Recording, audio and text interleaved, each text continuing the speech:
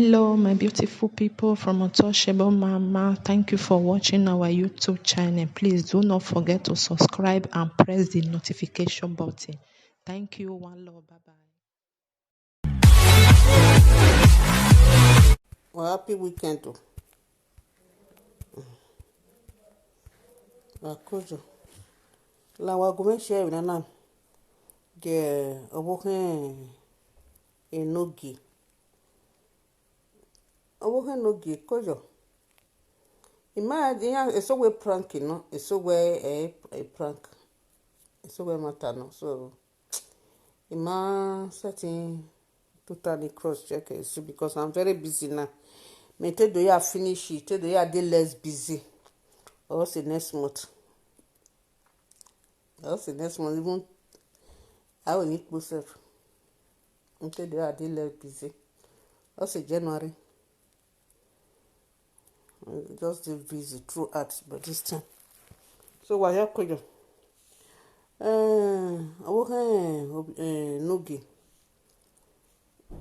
I mean when it time or them matter no. Because it's so we pranking no. It's so we matter no. When you made something. Now with them matter no, ni wa give you the advice no. I mean here time ni wa be time we there be matter who be say a video. So when you only time we work nogi. La wo yo salugba ya emi awe.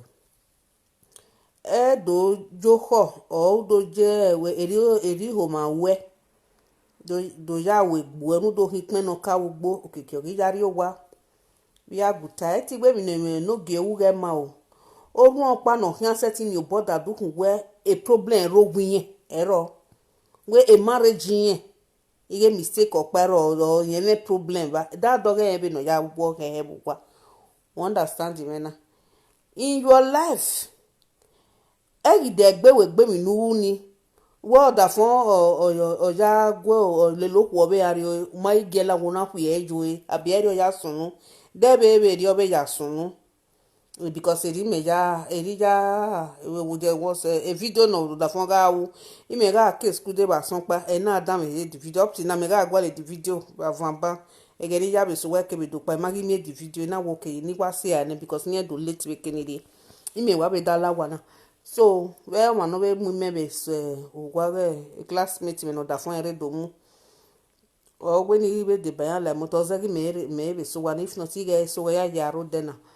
So, in your life, because other phone offended wo ya where you ori o ma we eri Europe women we eri no pa we never because when we where you any odegbe wa opie so no maybe e ma we me we odegbe wa we egbe are kinokede ona idegbe are kinokede wo ki kwefu abege ni wo ki kwefu because we no ni gwalo omi ona ogba kiro na orielawa egeni ni mana Africa country ni maede mare Morocco begeni ma ho ria ma ho wian vitalige odafia wa gun wa lemi do wa fi epe ifua we na wa ya fi epe ifua eri oku obe di other next door o wa we gwepo o wa we mi o wa we ri epe epo ni e fifua ni osio o ma be di next door o wa we ri ori ekpo ni lawa o wa re no pe lawa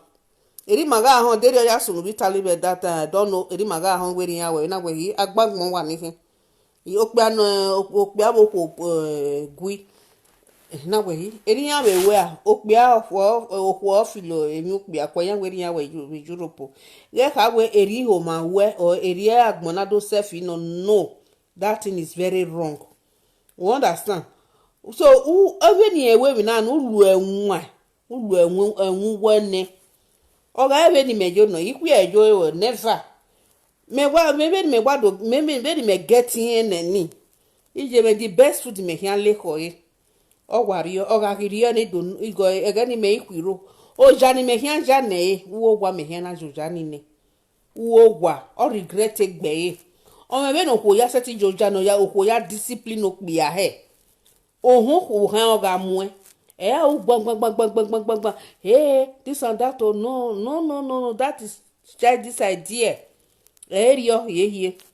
Ben we according to ben we be jaguan je be the girl be so gugwa obe so wa okay me na e we girl ni rie ba ni ije me mi no gbe ogwa iyan we kira no ko muji ibe guan e be he me nya je gbe okoto we yi e deri oni o ma ko abi o ma ko yi e ri ko na je a yi o ma guan yi o ma guan iwa hunwa mi iye te gbo kwe call itself iwa we tu fan baby here je de no do twima no mu do ri mi no ja kewe iwa ogwe hi je be ko na ja o de gbe ade ma mi e de no re iga le yin eyin ina ona ga hin o keme ja lo e to o sa lo bo amuja ne be deri o iwa ri ehin iwa ri eyo a o ibi me igba fi ibi me fe ko fi eju o wa ikwiro igba eyin ni wa le wa loju to ni e ko wa ri eyo ai ti ogbalegbe yo hun ogbalegbe ade mo pa mo bo si no pa mo bo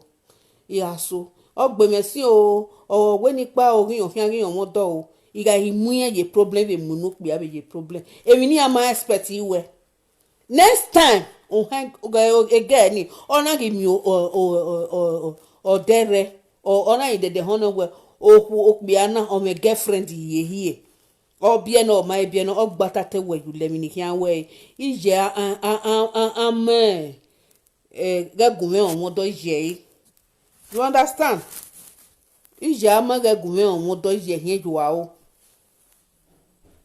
ibe ti ogbalegbe yo hun no pe awin an be de ba ni ne hin no kere be ru re yan e deri onu we ga take action wa ko wa zin gbe nu mi egwe yen eva ojo wo e hin apo we ade enu we ga nu na do wa ke we ka we emi nu we no mi we ni yen na egwe we gwi na ne do ale nu we odo won bo nu we fi mi ge o wa do won bo nu we gba fi mi ge yen do agben gbe nu we nya wo hyo magare gbe mama ege won sonu we yen do egwe jeso unwe mi ni e uno yen do odo bu ude so bu we gi setting gi ba yen be ge ni de no yen wa ya kona bete kiani oga because okbe no ge na okbe na we ro ku obo u setting setting there is no way you setting ya ka we o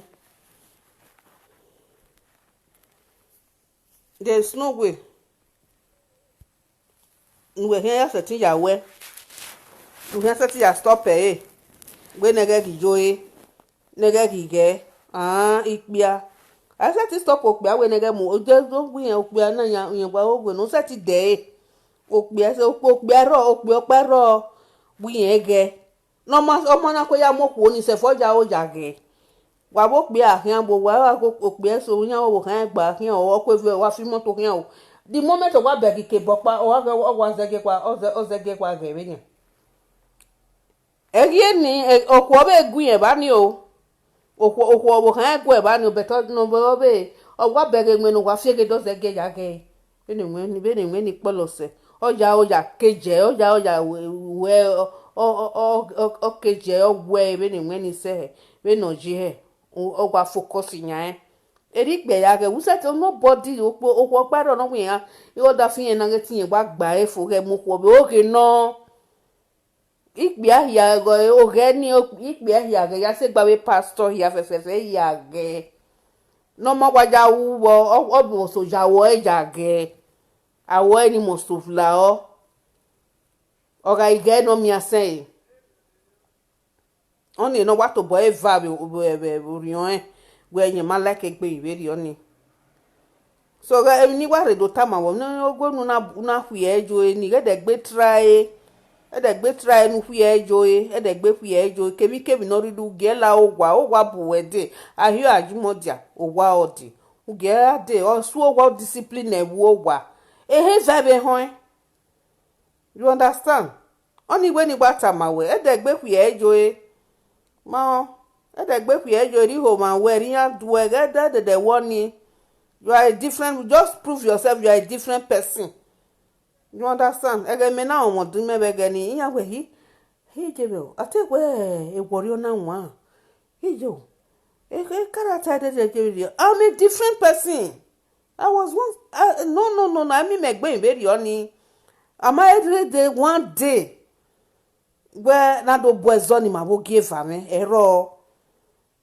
iya ni ka wa gbe igba ko igba gbon se oge igba ko ge yo to iya is egun oni se ma ko igbo me wa ko ge yo te wa sun agiyan eri ogo me gwaji I don't have time because a life na live na ma ka live na ka live that time so different one agije na ni regume on da agije na so regume on do ni enu ga so gbo dagbon ya do bu were wo wa you discipline him inside o me be na ya discipline o pe ahe eri o wa gele no wa me be na wa ya discipline o pe ahe o mo hu we o ga mi ya we to ko ye bo na efo no discipline wari ene wo wa ogo na do agbina nya gegbo abo ene that is a disgrace or when we hear you ene the whole world the whole we hear you is not good when I hear you ga ikpe so na be shetro abe no go awo gele waro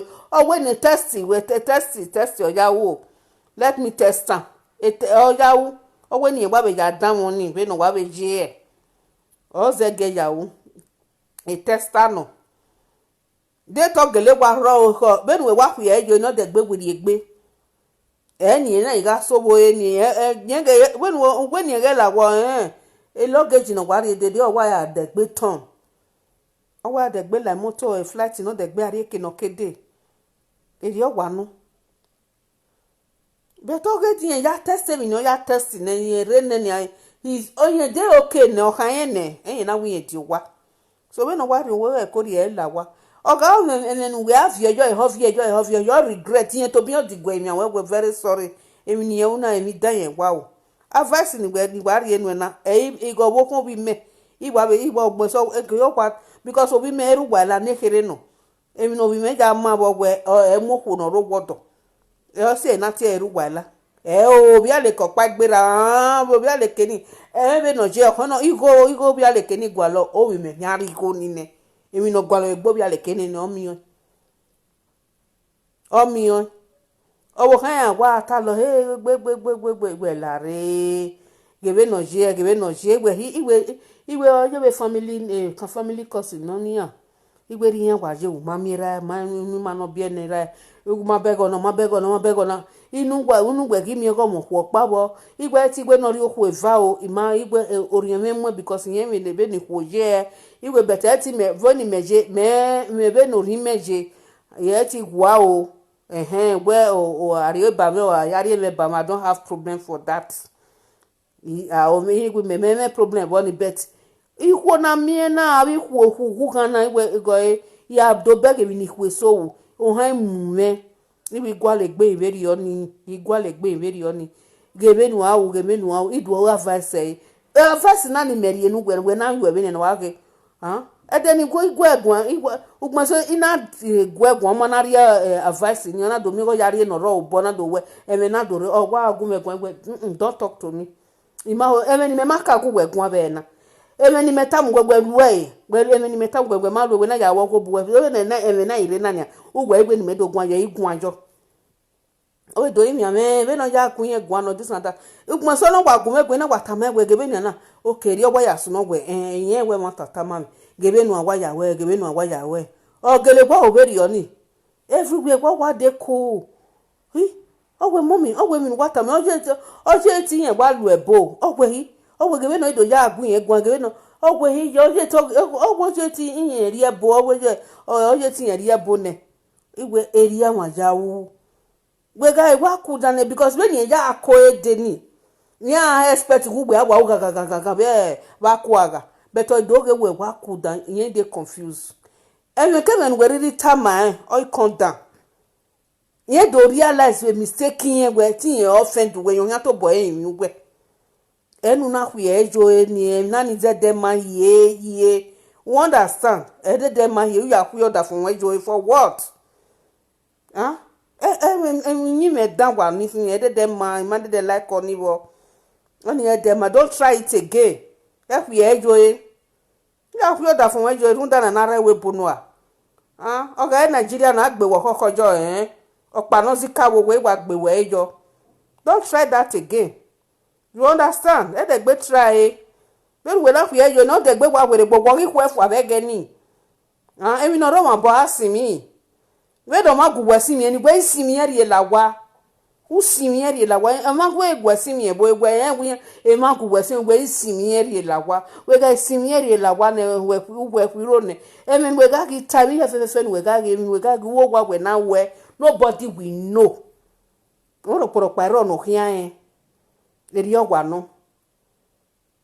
Oge nu we wa hwe jo de gbe we gbo ila wo we wa yo salobo ya ibi e ka ni no wa gugwe ni agugwe ma bu de mi obe mu di bi e ka no kwa forget we wa ge la wa eni e ta no we so bo ma kiro oga ime no be ni me wa bege me ke no je yen mi no sunu ne the best food me hia le ho ije me we ni mi aya mu e wa eni e do gwe ije me e mi no ma expect me gwa we eko edu agwe gugwe eko we ja gwe gwa be kin yin agun yin gui yo hin to bo edigwe emi gwe yo hin to bo edigwe emi gwe iho ni ga call abe presenters gbe okay ni gwale no but if not ya te wa call you that was energy aga no ya te wa call you wo so na yin gbunyan be ri oni le de gbe we but my ho ni a call any presenters at all o se ma ho na do ka we e record we o eri odo ya call you be there o odo je tu we do odo je me down we dota so that is the reason why I just come out and say whatever I want to say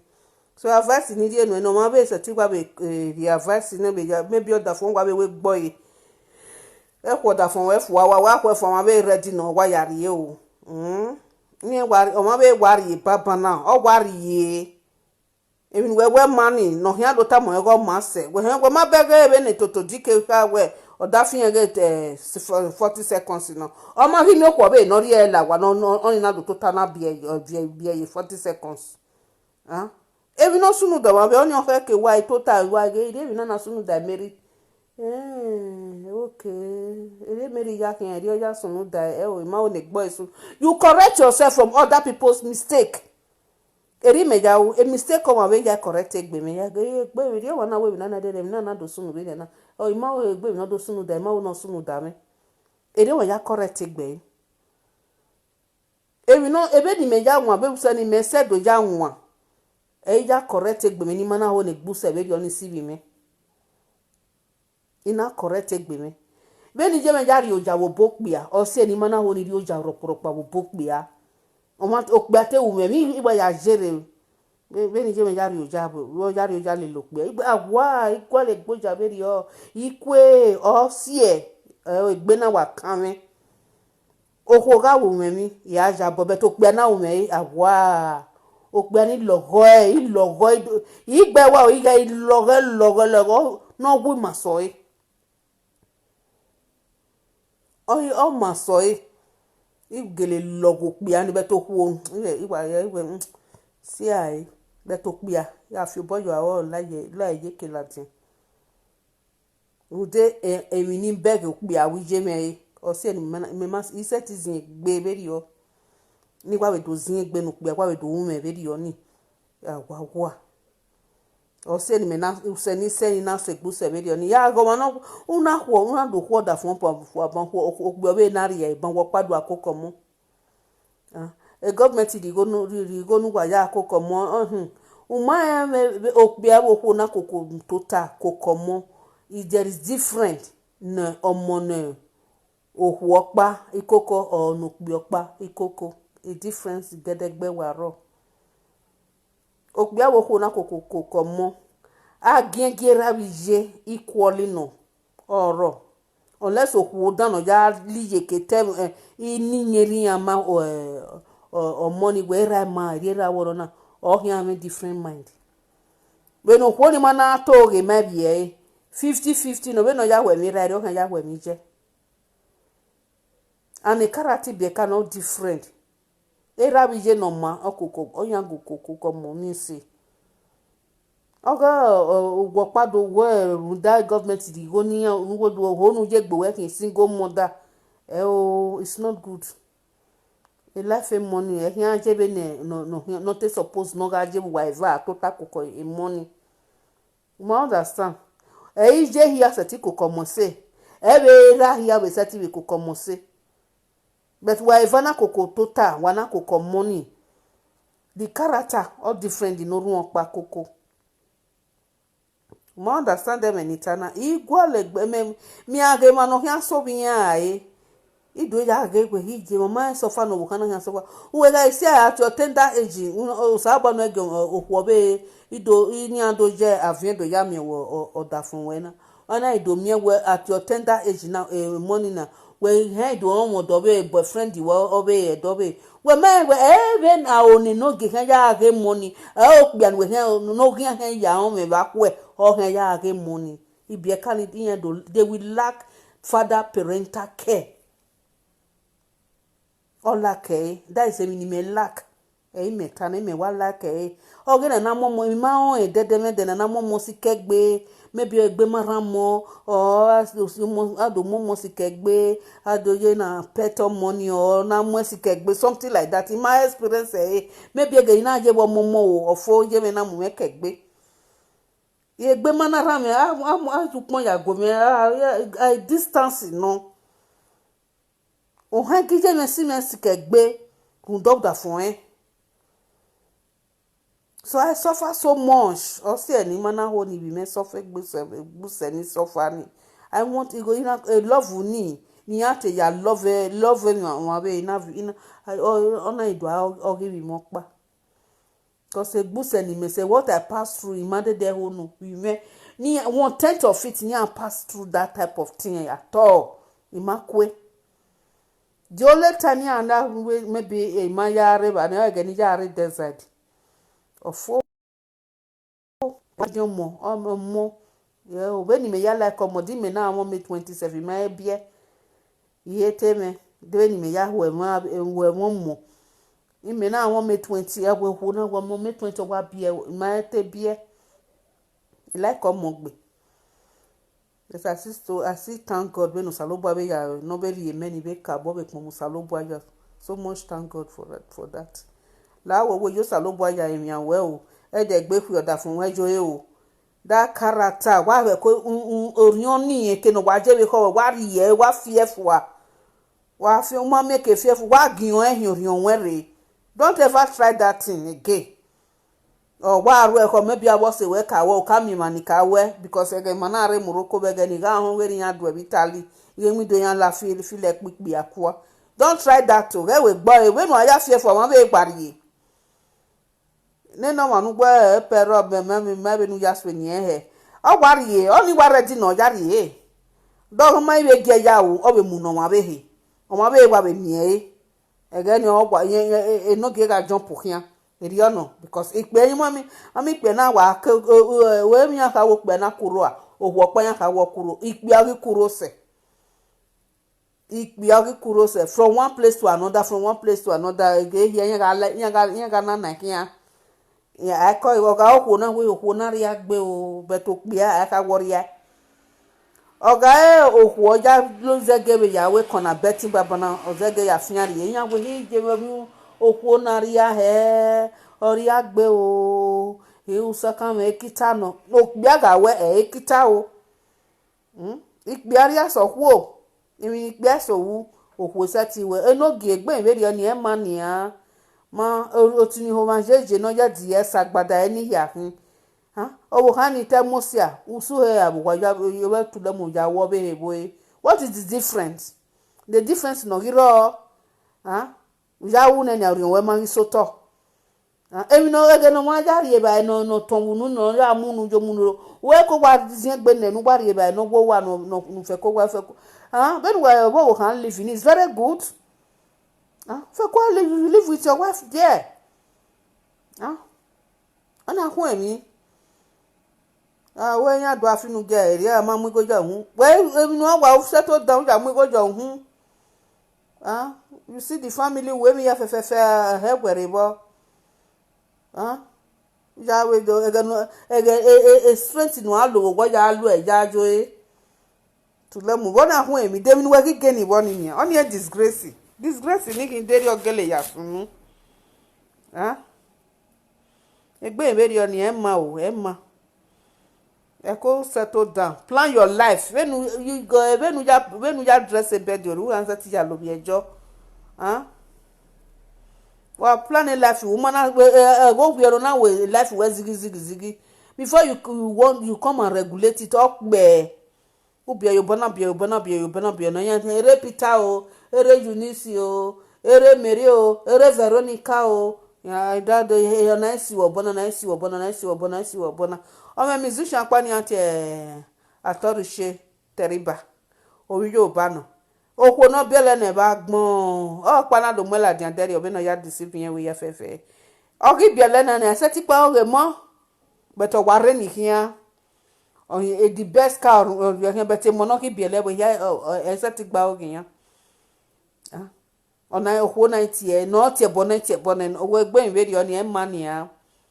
O se na ko go emegwan egbe inveri oni e ma. Okwo nu wo se o le nu no ma wo se o ga mo ebo gbo yan. Iho no ma mo ebo gbo e. Iyen mi ni kwo ga wo. E ma la wo go.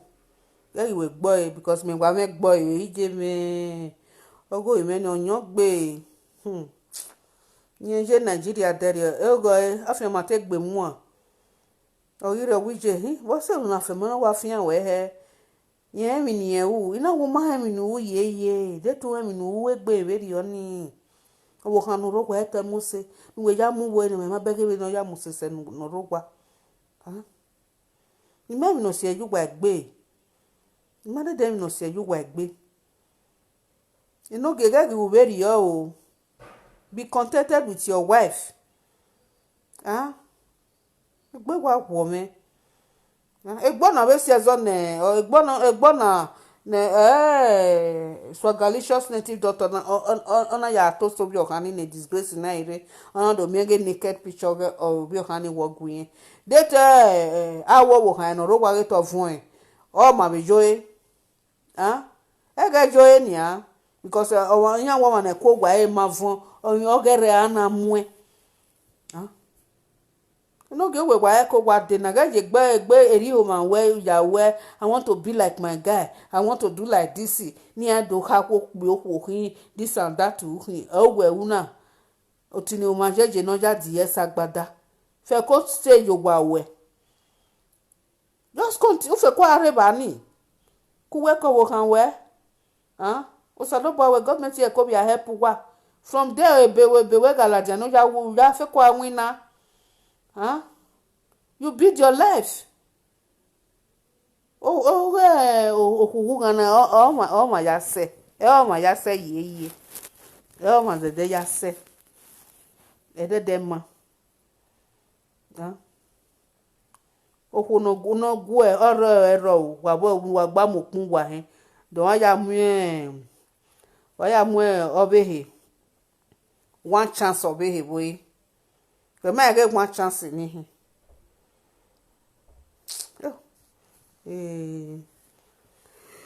when we wa be pa no wa be gba be la one chance o be like one chance o mo be another one chance be like one chance ni an wa be pa o be la o oni we gi like ise wo pa e ko wo wa tire for you o oni we ni wa re do ta ma we o wo ke no gi la wo ge de gbe pe o da fun ju jo mistake wa we ka wa oni do deri o ya sunu e de gbe try because be asona na ina re so wa no ze mi obo ye de mi obo te a deliberate o wa next o se January I just dey occupy. Igba dey occupy be di me na le e ba e joto. Ne dia. Ne ba e we your phone self. Mega you say get me boy gbe ya wa wo me. Just tired, just too dey occupied now.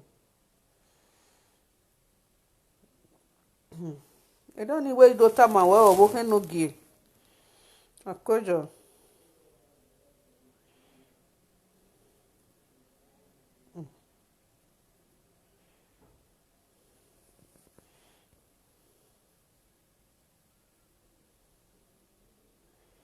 Yo, tell me kojo de mi ya je.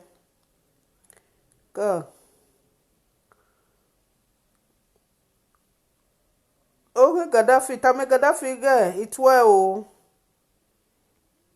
Domo ne me nemo o.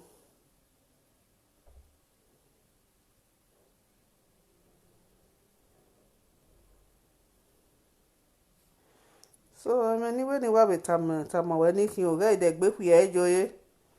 E ku ye joye at all. Wo ku ye jo wa be wari. Wari egwa ya kara. Ofone. That is the end of Solomon Grande. We ga so we ga na ndo tam wo ku ye joye. Èyí ka wuyan ka to boy pa ya we testi o. Won wo ku ye joye wo ku ye fu o. Èyí ka wuyan ka pa, yo ka mu va pa ya we testi wo. Iriana. E ku ye de gbe ku ye joye lai kemi no riri wa kiro ne no lawa. Yo ga ila wa na we ku ro resign fi abukmo. Yo bi ka ma we to seri opa ma we. Wa ku ro resign o ye ja bukmo. E ba e we yen mi ke la ladin. E ba e we wa mo ba yo to gele e ko gele fun e han ga fun e ko. Ya o ha amuyen. When we are walking, even yet expect your money very only. Oh God. You. Agua. Oh. You very only head them now. Emma, to, did you have to do? Emma, you know when you tell my well, Emma. It's not good at all. I want to tell you, I will not be a gay. Be a gay. A pastor, you get my way. When Victor Panic gave it, there, and I Pastor de Boyege. He may be gay for. But he is very from one day and listen 3 hours. He was not sending man gave us over there. We last week again. Yeah, well, of a message chicken. Okay. It cannot in a message chicken. Now will be of you a ENOGIE here, game. Hey, dead dear. Who's that you want him, my sister? The young egg. The young egg, whether the jig bay very only. You're letting we while the room. No, me here day okay. What is that get what we be away what we do? We government oje. What we be here be na biok bia. We go your home phone. So anyone if you invite me, what the baby be a tin salopo. We go your home yogi. What we are we go your home what we are marriage we man register one. E papa no ya we go your home what register we man. Why we go marriage and the correct one we man. So now we here ya bia be can je ko je ke no je ke gina bastard or bia be can oni amono bia ido ni here ido bia be can o bia jido eri wa no wa bia jido so original no we wa bia no. So my sister or anyone, they go try be nonsense ni wa. Only other day asho, only other day one he kills one ni wa. So they was me I relax. I when they Saturday that. I don't think I just. This Sunday now go clean. Wash, do many things for us. I hear we live. Oh God, we are what man. Okwe school ni wa ya mu egbe meji na. No. I can never ya we ya we ni be to tayo wa we pon epo gudu. Just tired. Oh man na o wa kin owi e o. Wa so gwa. Wa kin wa so gwa o. Bye bye. My people. Larry the Murphy, Ogwamba Ogwenwo Agboe. Do I look like your mate? Do I look like your mate? Anytime you am in Nigeria, you am in Edo, in aya we me who believe. When the time now, in aya we me who believe. You can lower, because you are a stupid idiot, an illiterate, a bastard. I knew how your brother, Dennis, begged me to assist you. I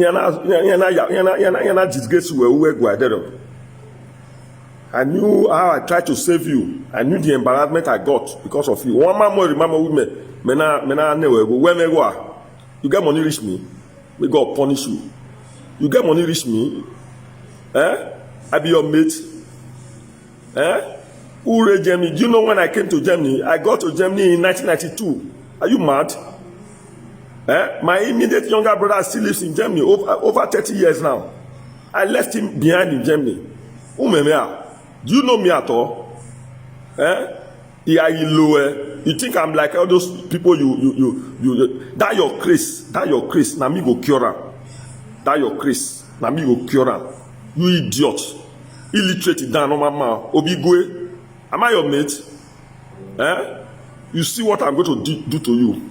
Anytime I see you in Nigeria, you see what I'm going to do. You are encouraging crime. You are encouraging criminality. Who are we to Gbinanegwa? Who's who are Gbinanegwa? Son of Gbinanegwa? Umeme. Oba enwe. Oba enwe. Umeme. What I mean here, way more. I know they talk too much. I dey wait for you, idiot. My people, you people should listen to the voice record and see and judge this idiot that call himself Eddie Murphy. They call himself social media president. Who give him social media president? May God punish you. You dey try me? No worry. I will use you to take you example. Yeah? You don't know me. May God punish you. May I listen to the voice record. May I see idiot where they encourage crime and criminality. After you saying they help palace, you be you where they help. Who you be? Who know you? May God punish you. Oba know you, bastard. No worry, I will teach you lesson. Social media president, may no OSADIYA mama. You understand? When you go work one, because you are like a brother to me. A guy me or chill. That guy is a criminal. Don't help that guy for anything. He told him, I have no reason to lie to that guy. I have no reason to lie against that guy. Or tell me no blood even no the same father a more senior. More senior. He made reason I lie against my own brother. Everything I tell you about my own brother, find out very well. That guy is a criminal.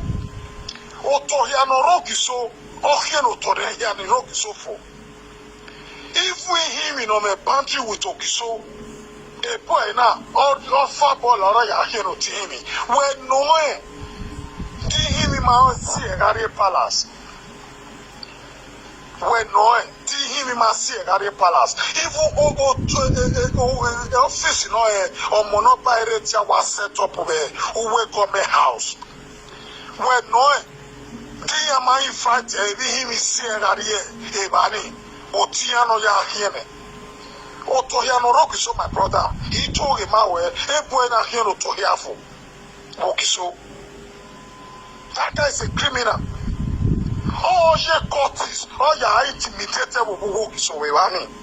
Otiano, he here lie against him. I have no reason to lie against him. But I just want you to do your findings. He don't know where findings you were. Before evil thinking of supporting this guy against a guy now, Kotisubo is not wrong to go and arrest that guy. A guy if offer ball out top fiamora here. Offer ball out. Okusevani rapielima, Okusevani mahena one. Before my case was also go different place. No nobody more ye wepo. It's a lot of 2000. Now, coupe Mercedes Benz. Yejana. Nima Nopa. To Kubo, Yejana. You find out all these things. If I'm lying, you may reason I lie. Osabwa place me to go today, I'm multi-millionaire. You find out these things before you start supporting that guy. That guy is an evil human being. We know who what you and no who one and no po. We go 1 minute to anyway. Very sorry.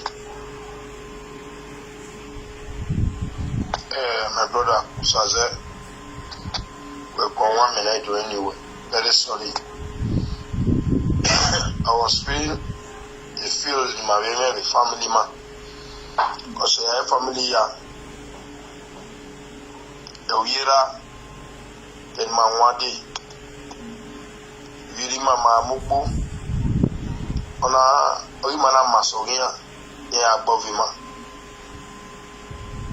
ma mupo wede oyimana masogia ya agbovima ma mupinya oyimana masogia ya agbovima ma mupeti bo oyimana masogia ya subize keka so vira mama gene ya ati api us.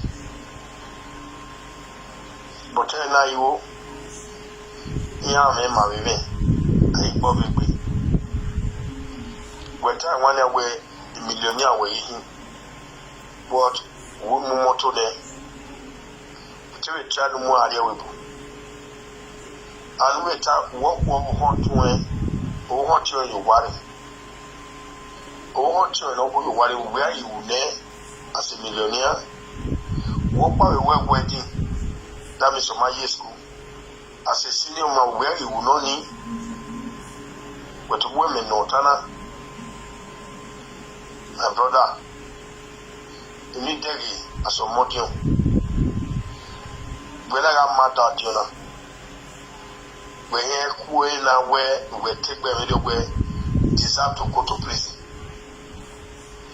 When I am mad, when I really consume yak bear. When I did, I would desire to consume bear your base. My brother, don't allow we are with a dead way. We will get out here. A guinea, now say ya. You know, really will forgive a yak beg with a guy. Mabo wawa kimike yori way we ran a side of power I don't have anything against her but too many against her we don't get prison we deserve to go to prison only against her against una we are bay when they could sue tawa no my brother law go you want me ona